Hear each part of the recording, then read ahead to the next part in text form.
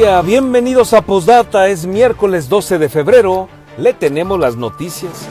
Michoacán terminó enero como el sexto estado del país con mayor número de homicidios dolosos, al acumular 134 asesinatos en los primeros 31 días del año, 16 más que en diciembre del 2024.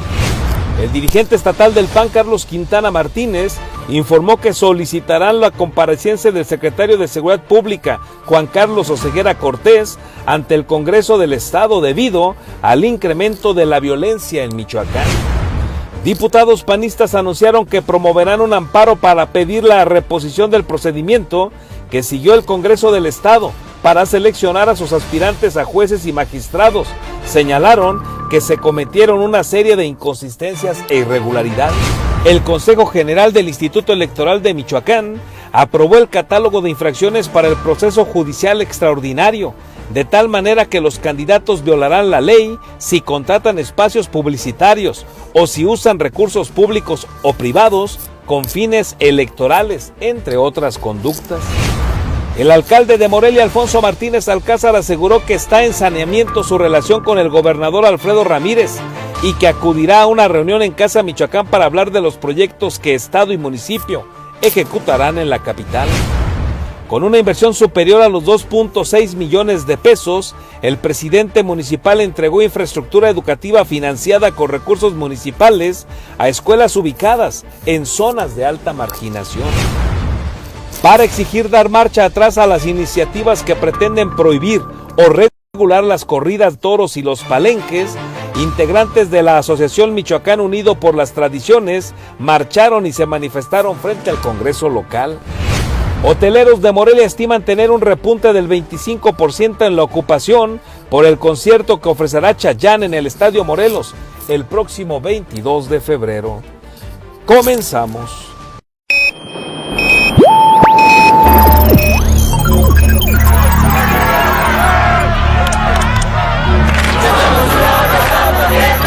America will again.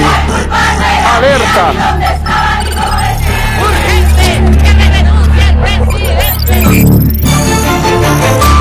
Vox FM presenta Postdata, periodismo responsable. Postdata con Carlos Miguel. Comenzamos.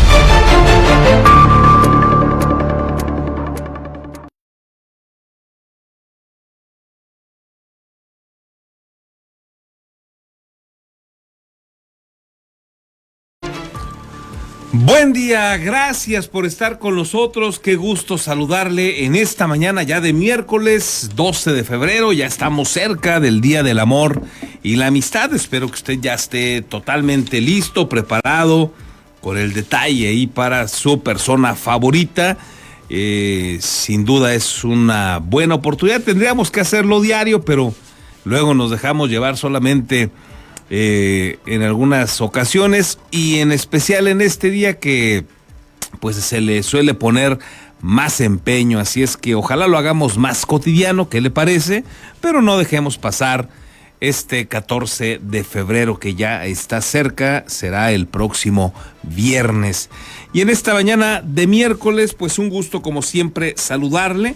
A usted que nos sintoniza a través de Vox en el 103.3 de su FM y claro, usted que nos sigue a través de nuestra plataforma en Facebook, postdata.news.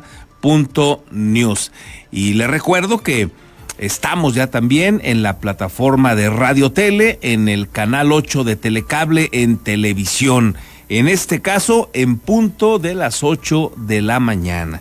Déjeme invitarle a que si no ha volteado hoy al cielo, hágalo por favor, dese la oportunidad, si va saliendo de casa, si ya anda por ahí en la calle, mire al cielo porque va a resultar agradable ver a la luna, parece que la podemos alcanzar con estirar el brazo y tocarla, bella luna la que tenemos hoy en este inicio del miércoles 12 de febrero, cuando estamos a 11 grados en este momento. Decirle que el Meteorológico Nacional nos dice que será un día con sol, pero también con alguna temporada de nublados por ahí entre las 12 del día y las 4 de la tarde.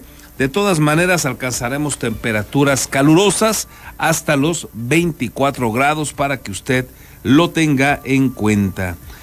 Vámonos pues con las noticias. Miren, Michoacán terminó finalmente en enero como el sexto estado del país con mayor número de homicidios dolosos. Acumuló 134 asesinatos en los primeros 31 días del año, 16 más que los reportados en diciembre del año pasado.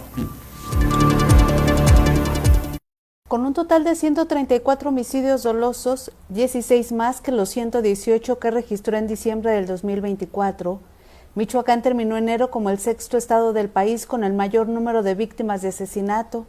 Con estos datos, se encuentra solo después de Guanajuato, Baja California, Estado de México y Sinaloa, y por encima de Jalisco, entidades con las que concentra prácticamente el 53% de los crímenes que se presentaron en el país durante el primer mes del 2025. En el reporte de la titular del Secretariado Ejecutivo del Sistema Nacional de Seguridad Pública, Marcela Figueroa Franco, no especificó el número de homicidios por estado, solo dio a conocer el porcentaje que representa del total nacional. En esta gráfica podemos ver que son 7 estados en donde se concentra el 53.1% de los homicidios dolosos del país. El primer lugar es Guanajuato, que registró el 15.2% del total de homicidios de enero. Las otras entidades con el mayor número de homicidios en este periodo son, en segundo lugar, Baja California con el 7.9%, seguido de Estado de México con 6.5%, Chihuahua con 6.4%, Sinaloa 6.2%, Michoacán 5.6% y Jalisco con 5.2%.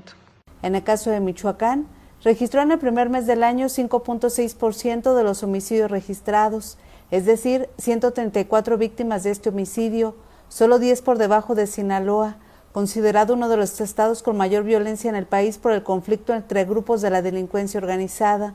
Mientras tanto, estos son los datos del resto de los estados que ocupan las primeras posiciones de homicidio doloso en el país.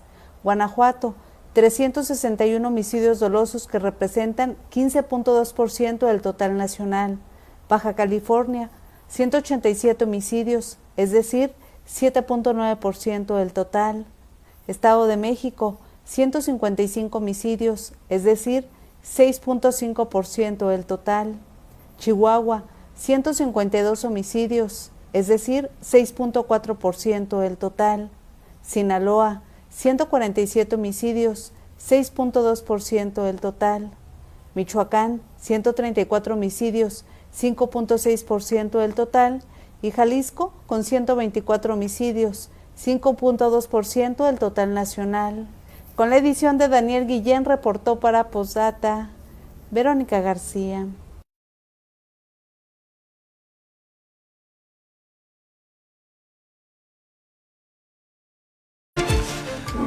Bueno, pues ahí están los números, ahí está esta lamentable posición que está ocupando ahora Michoacán de nueva cuenta. Ya había logrado bajar al lugar número 9. Esto hablando en el bruto del número de homicidios dolosos. Cuando esto se mueve al tema de homicidios por cada 100,000 habitantes, en este momento Michoacán estaría todavía más cerca del lugar número 1 por la cantidad de habitantes. Entonces se ha vuelto otra vez una problemática grave la que se está registrando, y bueno, pues Michoacán ocupa el número 6 en este momento. En los últimos días, y a propósito de esta información que se da a conocer en Palacio Nacional en la mañanera de la presidenta Claudia Sheinbaum, pues ha habido diversas observaciones y que resultan graves, que resultan delicadas, y quien ha estado mucho más enfático en este tema es el excandidato presidencial del PAN y ahora senador de la República, Ricardo Anaya, que, como ustedes recordará, después del exilio durante el gobierno de López Obrador, bueno, pues está de regreso y ha hecho observaciones muy importantes porque, por ejemplo, señala que hay una mentira en el cómo está manejando este tema de los homicidios dolosos la presidenta Claudia Sheinbaum. Primero dijo que en el tema, para comparar de repente en alguna de sus ruedas de prensa, compara los datos de su secretariado con los datos del INEGI, de cuando todavía estaba López Obrador, y bueno, pues esto le da una ligera ventaja, porque el INEGI ya suele tener datos duros y acumulados, y el secretariado regularmente todavía requiere unos ajustes. Esta es una primera observación que hace Ricardo Anaya, para que estemos alertas, porque parece interesante. La otra, que es muy grave, es que señalan que hay una disminución en los homicidios dolosos, y hace el comparativo pues con otras temporadas de años atrás. El problema, dice Ricardo Anaya, es que lo que han venido haciendo para que se retrate una disminución en los homicidios dolosos es que ha crecido prácticamente al doble la cantidad de desaparecidos. Dice Ricardo Anaya que en esta última información que maneja la presidenta Claudia Sheinbaum en su mañanera, de estar un promedio de desaparecidos, ese promedio prácticamente se ha duplicado de lo que fue en el gobierno de López Obrador contra el de Claudia Sheinbaum. Y dice él que si se hace la suma de los desaparecidos y los homicidios dolosos de ambos casos, para hacer un comparativo más honesto, más realista, bueno, pues entonces en ese caso no hay disminución en el número de homicidios dolosos, sino un incremento. Y advierte sobre esta trampa, como le llama a él, este engaño a la población, advirtiendo pues que no hay disminución en los homicidios dolosos como lo está presentando la presidenta Claudia Sheinbaum. Esta es una reacción que ayer fue pues prácticamente viral de Ricardo Anaya. Vamos a retomar esta observación que hace Ricardo y presentarle a usted en los próximos días esa gráfica para que se observe justamente lo que está señalando Ricardo Anaya y algunos otros medios de comunicación. Lo ha retomado también a detalle Carlos Loret en Latinus, y pues sí, se vuelve digamos importante esta situación, y han estado utilizando de manera ventajosa no solo los comparativos en los meses, sino en esta situación que le comento. La disminución en los homicidios dolosos, la presidenta ahí según el mes y la rueda de prensa que usted escuche, pues señala que bajaron un 13, un 16%, pero en el tema de los desaparecidos, pues se ha prácticamente duplicado, dice Ricardo Anaya, y ahí considera él que está la trampa. Grave pues lo que está sucediendo todavía a nivel nacional. Por un lado, los desaparecidos, que usted y yo sabemos que lamentable y terriblemente la mayoría de ellos pues suelen estar ya muertos. Esa es una terrible realidad. Y la otra, pues esta inevitable sumatoria que te lleva a concluir, como dice este senador panista, a que la crisis de inseguridad ha empeorado en lugar de mejorar. Ahí pues los datos que hay en torno a esta información, o las reacciones en torno a esta información de la presidenta y su gabinete. En conferencia de prensa, el titular del Secretariado Ejecutivo del Sistema Nacional de Seguridad Pública, Marcela Figueroa Franco, informó que aunque la incidencia de homicidio doloso va a la baja, al menos todavía, todos los días, son asesinadas 76 personas en México, en nuestro país, más los que se acumulen como desaparecidos. Precisó que desde el inicio de la gestión de Claudia Sheinbaum Pardo como presidenta del país en octubre del 2024, el número de muertes violentas ha registrado una reducción ahora del 12%. Ahí parte de lo que ahora le platicaba, que reaccionó Ricardo Anaya. Desde 2018 a 2025. En ella se observa que se ha registrado una reducción del 23.8% entre 2018 y enero de 2025, pasando de un promedio de 100.5 a 76.5 víctimas diarias. En la siguiente gráfica, por favor, se destacan los promedios de todos los meses de enero, también desde 2018 a 2025. Podemos ver que este enero de 2025 registró el promedio más bajo en los últimos años. Las etiquetas en rojo son los eneros desde 2018.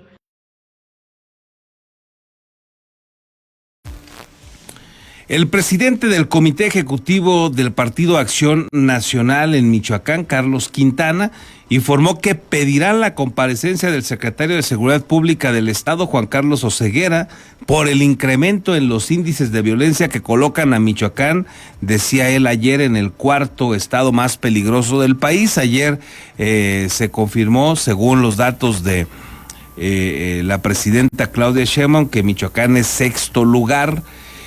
Y Carlos Quintana reitera que si la entidad tuviera el apoyo de la Federación no estaría en esta posición, por lo que los legisladores deben plantear el llamado a comparecer a este funcionario. Es claro que la estrategia en materia de seguridad pues sigue sin dar resultados. Es claro que los coletazos de la inseguridad han llegado no únicamente a los municipios de Michoacán, sino todo el país. Es necesario que se revise la estrategia de seguridad desde nivel federal y, por supuesto, que se revise a nivel estatal. Que ojalá las y los legisladores puedan hablar con el secretario de Seguridad Pública para tener datos precisos y cuál va a ser su estrategia en el presente y en el futuro para resolver el gran problema de inseguridad que vivimos hoy en Michoacán, porque si no, va a seguir esto cada vez poniéndose peor. Nunca habíamos visto estos números en Michoacán. Por supuesto. Decirles también que no tenemos los números, que esto tendría que pasar por el Pleno del Congreso. Ojalá tengan interés los legisladores de los diferentes grupos parlamentarios por escuchar y por ver cuál es la estrategia más adecuada y cómo desde el Congreso también pueden ayudar.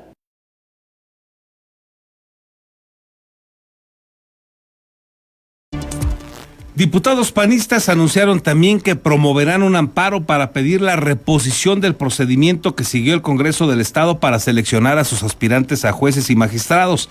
Señalaron que se cometieron una serie de inconsistencias e irregularidades. Una de ellas, que aquí presentamos con usted a detalle, es que llegó el día en que se abordó el tema en el Pleno del Congreso del Estado y resulta que no se les había dado a conocer la lista o las listas a todos los diputados. Se la sacaron de la manga ahí de último momento los diputados de Morena y aliados, que son los que pues comandan estas estrategias.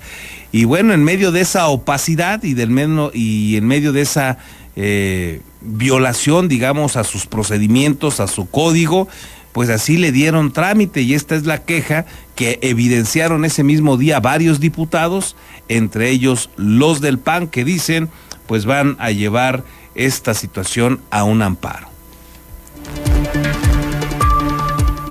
La coordinadora de la bancada del Partido Acción Nacional en el Congreso de Michoacán, Teresita Herrera Maldonado, anunció que promoverán un amparo con la finalidad de pedir la reposición del procedimiento que se siguió para seleccionar a los candidatos que participarán en la elección para la renovación del Poder Judicial el próximo 1 de junio, al argumentar una serie de inconsistencias e irregularidades del Congreso de Michoacán, entre ellas no hacer pública la lista de los candidatos.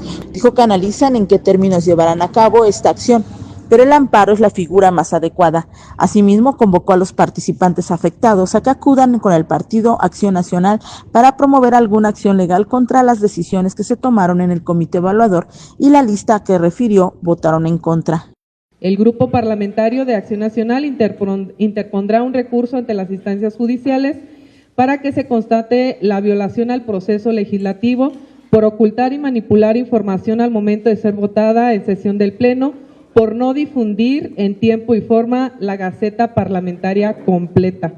El segundo es invitar o exhortar a las y los aspirantes que hayan quedado inconformes en este proceso de selección, es decir, que no hayan quedado enlistados, pues por presuntamente opacidad o falta de criterios sólidos en la selección, para que se acerquen con nosotros y podamos asesorarles y respaldarles legalmente.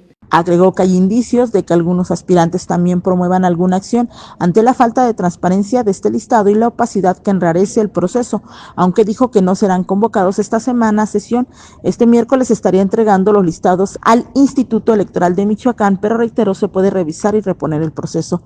La diputada reveló que no se les dio ninguna lista antes de la sesión y que solamente había un anexo, y fue hasta que en el Pleno la diputada Anabeth Franco Carrizales, presidenta de la Comisión de Justicia, propuso una modificación a ese punto de acuerdo que se pudieron conocer los nombres que se habían seleccionado. Reiteró que su responsabilidad es señalar lo que se está haciendo mal y cuando se está violando la ley, por lo que llegarán hasta las últimas consecuencias. Reportó para Postdata América Juárez Navarro. Con la terrible, déjeme anticiparle que si van al amparo y se los conceden, les dan la razón porque demuestran que se violentó el proceso legislativo, que no se llevó a cabo conforme debe ser. De todas maneras, aún con el amparo, a Morena y aliados les importará un comino el amparo. Acuérdese usted que ya no hacen caso de las resoluciones de jueces, magistrados, ya no. Si no les conviene, no existe ese resultado de la resolución. Y entonces, pues posiblemente ganen los diputados del PAN, posiblemente les den el amparo, pero no van a detener, no van a generar que se reponga el procedimiento, no van a generar nada, porque pues no puede usted venirle a Morena y aliados con ese cuento de que la ley es la ley. Para ellos no. Entonces no las han respetado y como que ¿por qué tendrían que respetarla en este proceso? Esa es la realidad, ¿eh? Ojalá me equivoque, pero ya habrá tiempo seguramente de platicarlo. Mire, de los datos que le decía hace rato de seguridad, porque sí está grave el tema, retomo esto, que lo tiene bastante claro en una de sus columnas, el periodista Carlos Loret de Mola. En el tema de los desaparecidos, vámonos primero con este tema, reporta con datos oficiales, evidentemente los datos de los gobiernos de López Obrador y Claudia Sheinbaum. En el 2018 se registraron 6,774 desaparecidos que no fueron localizados. En el 2019, 8,625, es decir, creció un 27%. Entre 2020 y 2022 hubo altibajos, 7,994, luego 8,482 en el 21 y en el 22 7,998. Pero luego las cifras se disparan y llega a 10,287 desaparecidos en el 2023 y 13,530 en el 2024. Un crecimiento brutal. Y luego dice, aquí en el ejercicio que ya le comentaba, Loret de Mola, que según los homicidios dolosos, dice la presidenta, pues van a la baja. Pero en ese mismo periodo las desapariciones se han prácticamente duplicado. Y por eso hace el ejercicio que también replicó Ricardo Anaya. Si se suman los homicidios dolosos con las desapariciones, los datos son brutales. Mire, en el 2018 serían, o son, 40,516 asesinados y desaparecidos. En el 19 brinca a 43,348. Luego, en el 2023, en el 2024, aquí dejan fuera ya el 2023, en el 2024 se dispara el número a 43,587. Y bueno, cuando se aprecia la gráfica que se reporta, se nota que hay un crecimiento del 2018 al 2019, viene una ligera baja en el 2020, 21, y la cifra más baja está en el 2022, que fueron 38,979 homicidios dolosos y desaparecidos. Pero luego en el 23 se vuelve a disparar y se va a 40,000. Y luego en el 24, el año pasado, el último de López Obrador y donde comienza el de Claudia Sheinbaum, se llega a los 43,587. Y entonces ahí vemos cómo con esos datos oficiales, pues se retrata una situación crítica y no una mejora, según lo que señala en esta columna con datos oficiales Carlos Loret de Mola. Vale la pena tenerlo, porque tendría que darse a conocer esta cifra a la par, también por parte de la presidenta, cuántos son los desaparecidos, cuántos los homicidios dolosos, y ahí veremos si hay o no efectivamente una disminución. Ahí le dejo estos datos. En otras noticias, el Consejo General del Instituto Electoral de Michoacán aprobó el catálogo de infracciones para el proceso judicial extraordinario, de tal manera que los candidatos violarían, mejor dicho, la ley si contratan espacios publicitarios o si usan recursos públicos o privados con fines electorales, entre otras conductas. El Consejo General del Instituto Electoral de Michoacán aprobó los lineamientos sobre infracciones a la normativa electoral en los procesos para la renovación del Poder Judicial de Michoacán.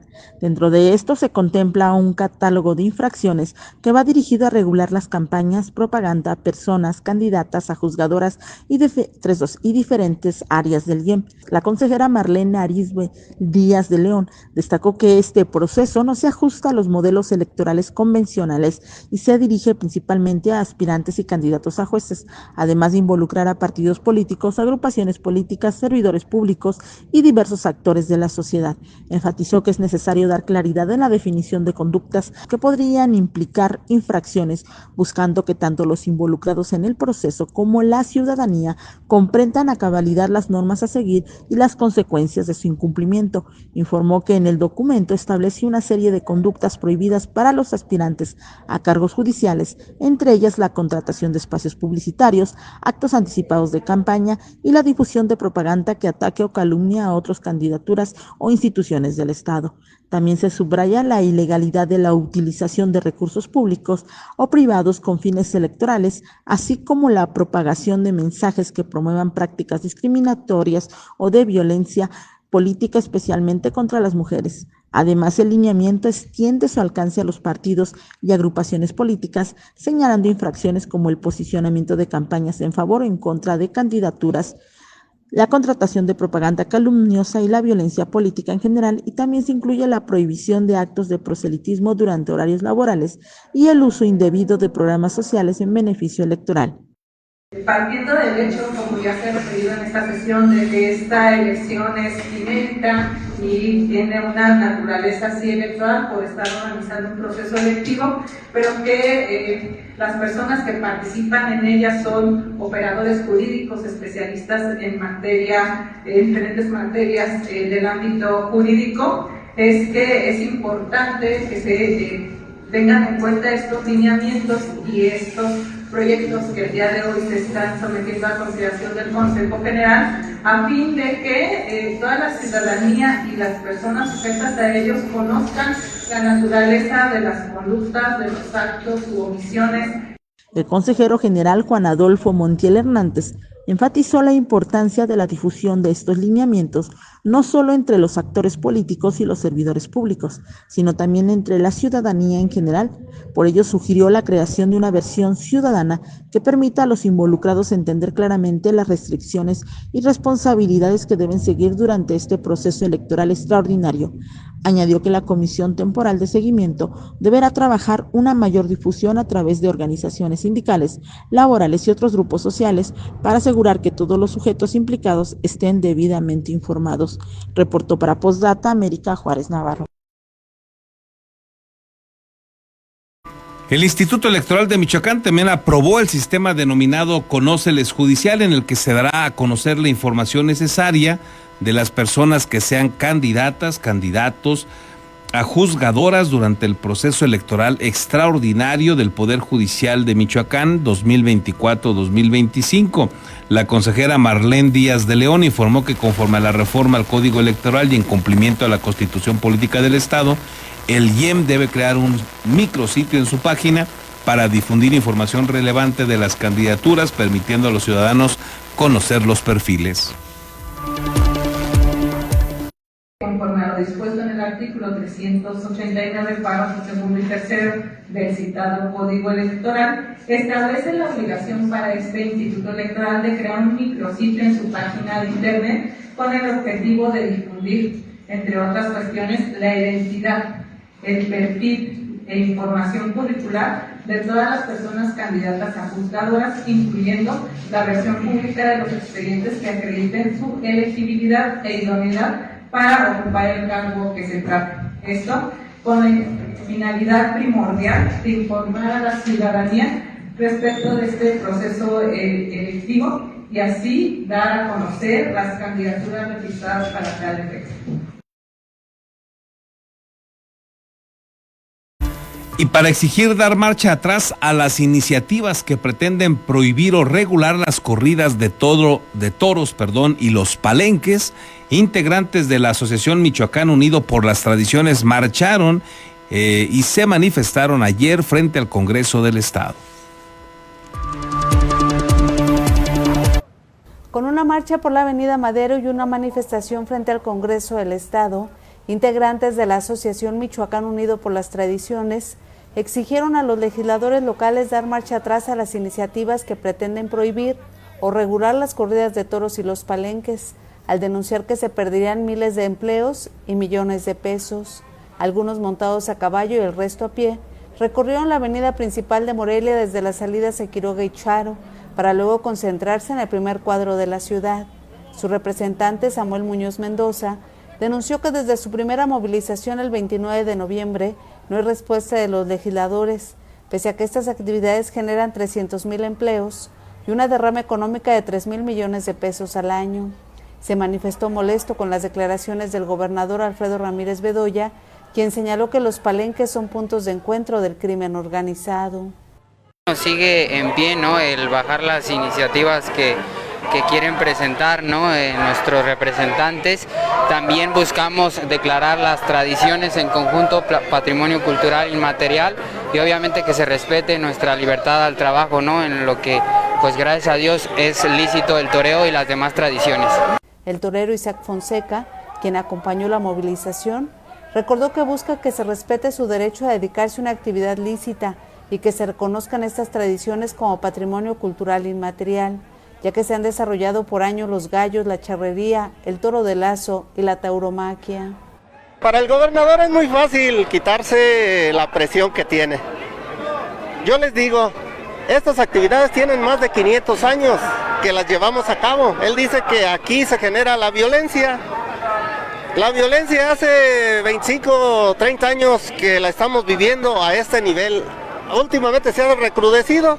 Entonces nada que ver, nosotros somos gente que nos dedicamos a otras actividades, somos gentes localizables, a tal grado que estamos dando la cara, no tenemos nada que esconder, no somos criminales ni queremos que más adelante nos vayan a catalogar como criminales porque ya nos prohibieron esta actividad. Los manifestantes iniciaron también la recopilación de firmas para solicitar la revocación de mandato de los diputados que han presentado iniciativas relacionadas con estas actividades, los morenistas Juliana Bugarini Torres y Juan Carlos Barragán Vélez, quienes aclaró que su propuesta no es prohibicionista, sino regulatoria. Les recordó que habían acordado integrar una sola iniciativa, pero no hubo avance en el trabajo conjunto, por lo que les propuso instalar una mesa de trabajo. Nosotros no hablamos de prohibir, nosotros sabemos que muchas familias dependen de la actividad de los gallos, de los jaripeos, del tema de la tauromaquia. Por eso nosotros lo que buscamos con la iniciativa, a petición de un grupo de ciudadanos que vinieron al Congreso, 12 en concreto, de un grupo de ciudadanos que vinieron al Congreso, presentamos una iniciativa de cómo regular. Desde la marcha pasada fue lo mismo que nos está ofreciendo ahorita. Y siguen con las iniciativas de prohibir. Usted nos mandó una tarjeta para que nos reuniéramos, pero yo, lo que le repetí hace ratito, hablar con ustedes letra muerta, no vamos a avanzar. Los integrantes de la asociación se dijeron desconfiados de los legisladores, por lo que pidieron que la reunión fuera exclusiva con el presidente de la mesa directiva, Juan Antonio Magaña de la Mora. Con la edición de Daniel Guillén, reportó para Postdata, Verónica García.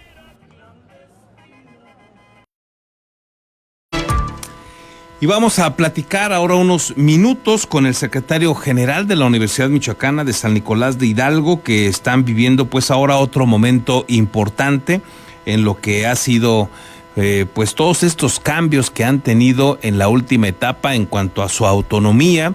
La más importante, sin duda, la más celebrada ha sido el tema de los recursos, que ya son del ámbito constitucional y que implican pues el 4.5 en el porcentaje del total que tenga para ejercer como presupuesto el gobierno de Michoacán.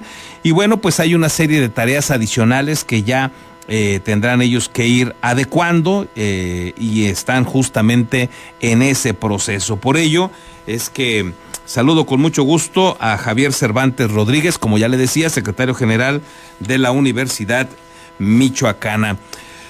Buen día, secretario, ¿cómo estás? Muy buenos días, Carlos, con el gusto de saludarte. Por aquí nos encontramos muy bien y pues trabajando en nuestros temas que tienen que ver con la reforma a la ley orgánica de nuestra máxima casa de estudios. Ayer empezaron, doctor, los foros, ¿cómo les fue? Porque tengo entendido que hoy continúan. Bueno, el día de ayer iniciamos los trabajos de reforma a la ley orgánica con el Consejo Universitario, que es nuestro máximo órgano donde estuvimos trabajando con 6 mesas que nos han permitido tener la información, poder contar con aspectos importantes, y este máximo órgano ayer trabajó de forma intensa, pero sobre todo analizando con mucha responsabilidad cada uno de los artículos de nuestra ley orgánica para proponer nuevas reformas o prácticamente actualizarla a los tiempos que hoy exige la propia sociedad. En el caso de este primer esfuerzo que se realizó ayer, ¿ya tuvieron propuestas en concreto? ¿Apenas están en una especie, digamos, de análisis o ya hay propuestas? Bueno, estamos construyendo, hay una propuesta inicial de reforma a la ley orgánica donde ayer se analizaron cada uno de los artículos correspondientes y desde luego que se van construyendo propuestas. Hoy continuamos a partir de las 9 de la mañana con el análisis de cada una de las mesas. Por ejemplo, los temas que estamos viendo es el tema de, por ejemplo, la naturaleza, definiciones y atribuciones de la máxima casa de estudio, el Consejo Universitario, la Comisión de Rectoría, el tema de las trabajadoras y los trabajadores universitarios, y que creo que uno de los temas que donde más hemos hecho énfasis es en el tema de pensiones y jubilaciones, que tiene que ver con las trabajadoras y los trabajadores, cuidando claramente los derechos obtenidos y los derechos adquiridos de los trabajadores que han sido contratados hasta el día de hoy.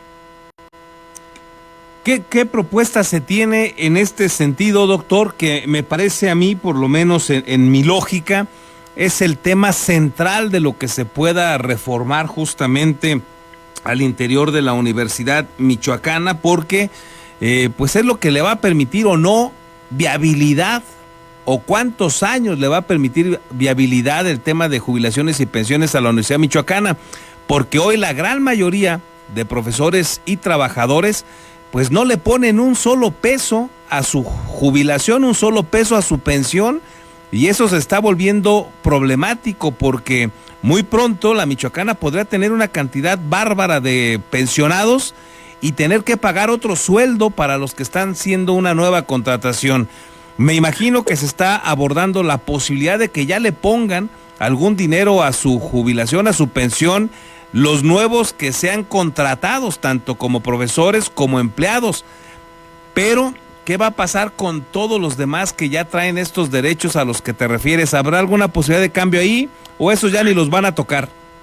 Bueno, aquí es importante mencionar que el tema de pensiones y jubilaciones, pues es un tema que ha generado problemas a las instituciones, no solo a nivel nacional, sino también a nivel internacional. Sí, de acuerdo. Y nuestra universidad no se queda de lado.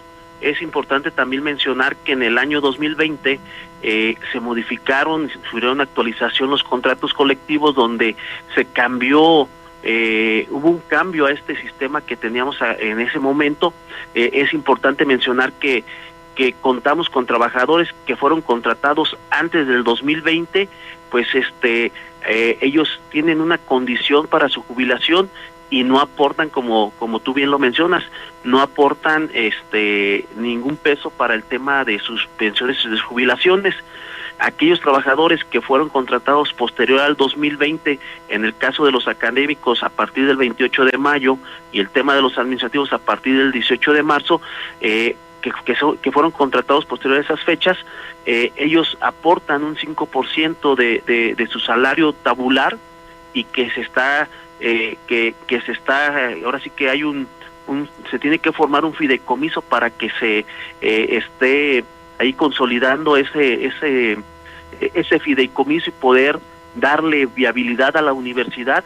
Pero también es importante mencionar que, como bien lo comentaste también, recientemente nos acaban de dar a través de la reforma al 143 constitucional, donde nos otorgan el 4.5% del presupuesto pleno que ejerce el Estado. Esto no quiere decir que la universidad va a contar con más recursos, simplemente vamos a poder atender las funciones sustantivas que tienen que ver pues con las obligaciones que tenemos con todos nuestros trabajadores y poder atender ahora sí que todos los gastos que conllevan el administrar y poder dar el servicio educativo. En este caso se está planteando que a partir de que entre pues nada más bien se está analizando cuál sería el mecanismo más idóneo de acuerdo también a los estudios actuariales, en donde nos dicen pues cuáles son las características que hoy enfrenta la universidad y cuáles son las acciones posibles que podría realizar. Pero también es importante mencionar que estos estudios actuariales bien nos comentan que las decisiones que tomemos el día de hoy se verán reflejadas en 20, 25 años, no es inmediatamente, porque también es importante que todo ese tema de pensiones y jubilaciones fue un estudio que hizo la Federación hace más de 20 años y se vislumbraba un problema para todas las universidades. Nosotros vamos atrasados 20 años en esta toma de decisiones en cuestión del tema de pensiones y jubilaciones. Ojalá resista la universidad, doctor, con la carga que ya trae hoy de pensiones en este momento y con los que se vayan a sumar en los próximos días. Ojalá resista esos 25 años, ese es un reto también, ¿no? Bueno, es un reto también que tenemos que eficientar los recursos, tenemos que generar también hoy en día es importante la generación de recursos propios a través de los diferentes servicios que puede ofrecer la universidad, tanto al sector público como al sector privado, y que también son importantes esos recursos. Yo creo que las decisiones que tomemos hoy pues, se van a ver reflejadas en 15, 20 años, comento. ¿Por qué? Porque esto va a permitirle darle una viabilidad financiera a largo plazo a nuestra universidad.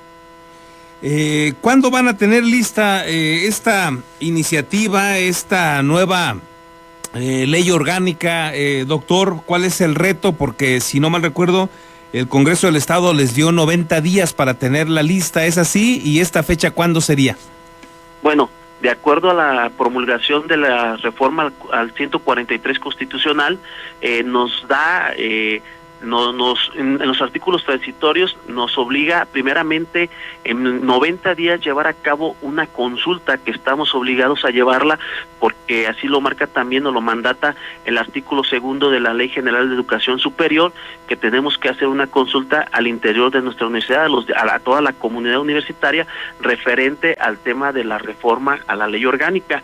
Okay. Posteriormente tenemos 120 días que también en el artículo 5 transitorio nos marca que tenemos, bueno, no se recuerdo si es el cuarto o el quinto transitorio, pero nos marca que en 120 días tenemos que adecuar nuestra normativa y actualizar y armonizar los reglamentos correspondientes. Bueno, ya con eso hemos venido trabajando, llevamos aproximadamente un 25% de actualización de nuestros reglamentos, pero el más importante es que es nuestra ley orgánica.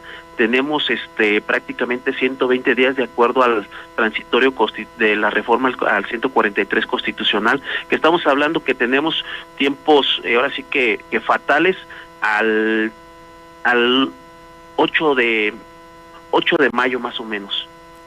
Muy bien, pues que sigan los éxitos en estos trabajos, doctor. Sin duda será importante toda la labor que se hace pues con la base trabajadora, la de los profesores, la de los administrativos. Todos tendrán algo seguramente importante que sugerir, que proponer, y ojalá que encuentren la manera de darle viabilidad a la Universidad Michoacana, nuestra Casa de Hidalgo, como también le conocemos. Gracias y seguimos pendiente de los avances que tengan.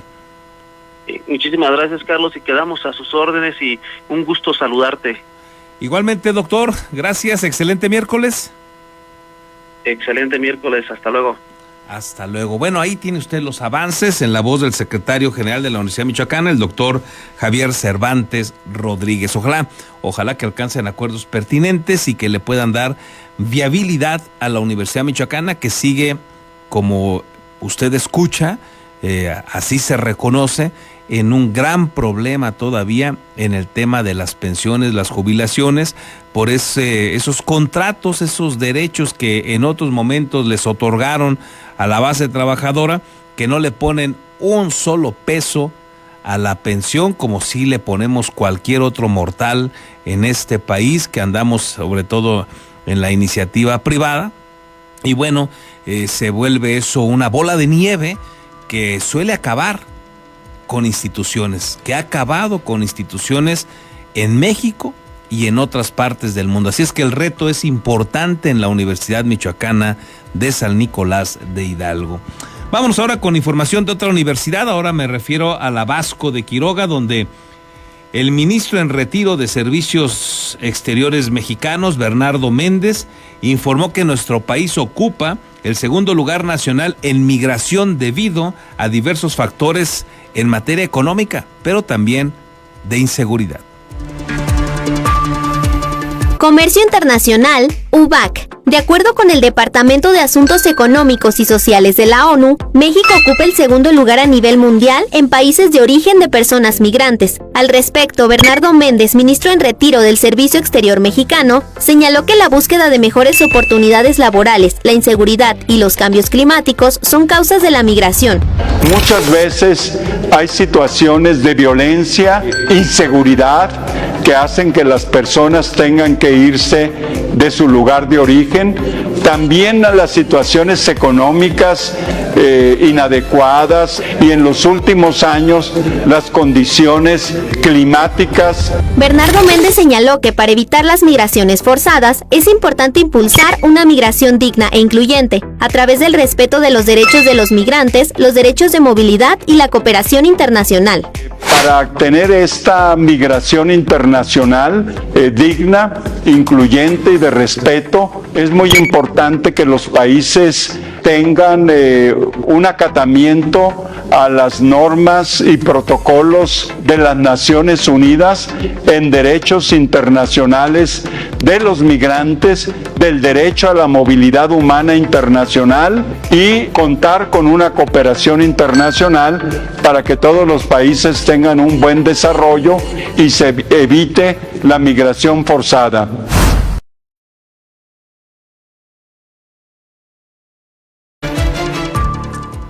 Déjeme hacer con esto una breve pausa, regresamos.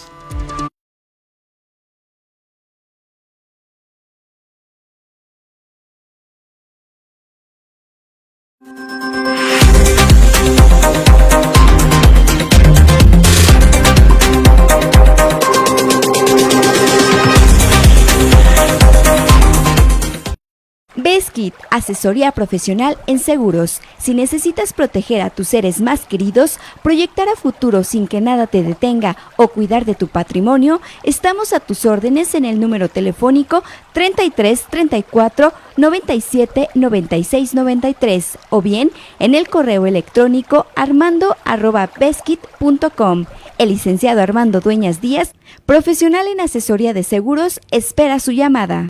Tortas Acueducto el 32,5. No te quedes con el antojo. Deliciosas tortas de milanesa, queso de puerco, salchicha, jamón, hawaiana y cubana, o bien una orden de milanesa. Puedes hacer tus pedidos al teléfono 4433 382499 de lunes a viernes de 10 de la mañana a 4:30 de la tarde. La cobertura para entregar a domicilio está delimitado por la salida Mil Cumbres, salida Charo, La Poza Rica y Avenida Camelinas. La original y deliciosa comida italiana ya está en Morelia, Hostería Fiorentina. Te esperamos en Boulevard García de León, número 1045. Contamos con una amplia carta donde encontrarás pastas, cortes, postres y claro, la inigualable y deliciosa pizza. Desayuna, come o cena con nosotros. Ven a maravillarte del sabor italiano.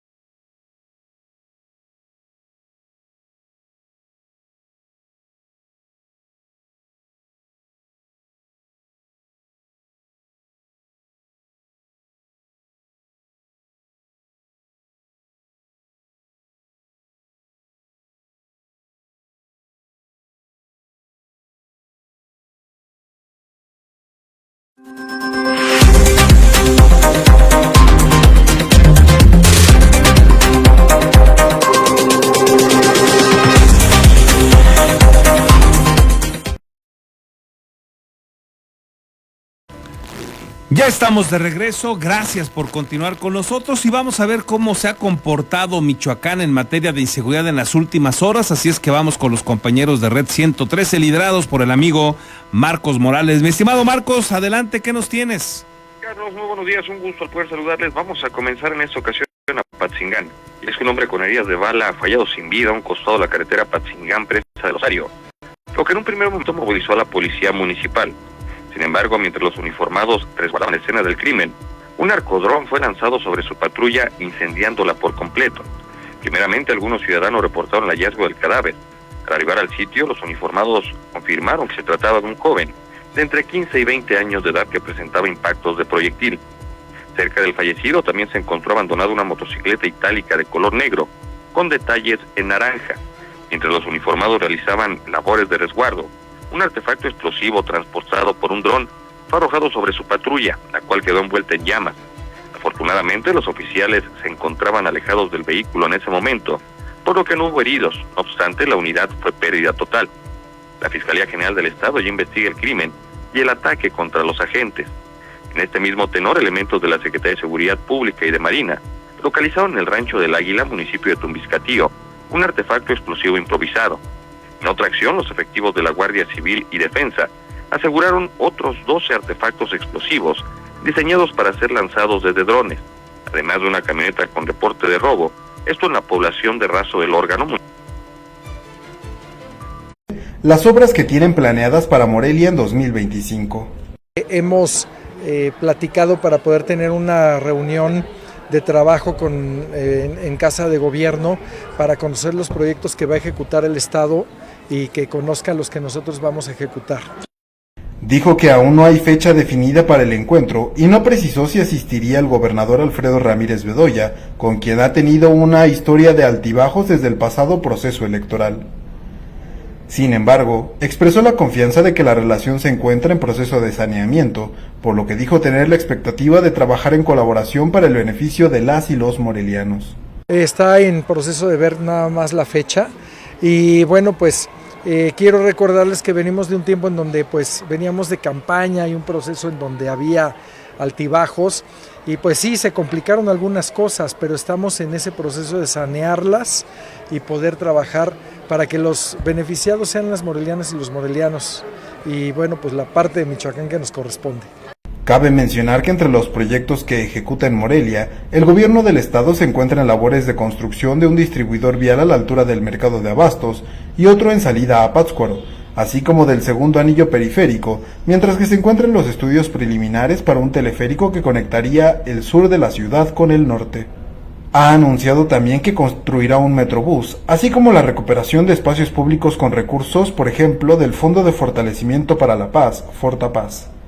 Por su parte, el edil ha dado a conocer que este año buscará iniciar la construcción de una estancia diurna para adultos mayores, un mercado gastronómico, la cuarta fase del acuaférico y la Clínica Municipal Sur, entre otras.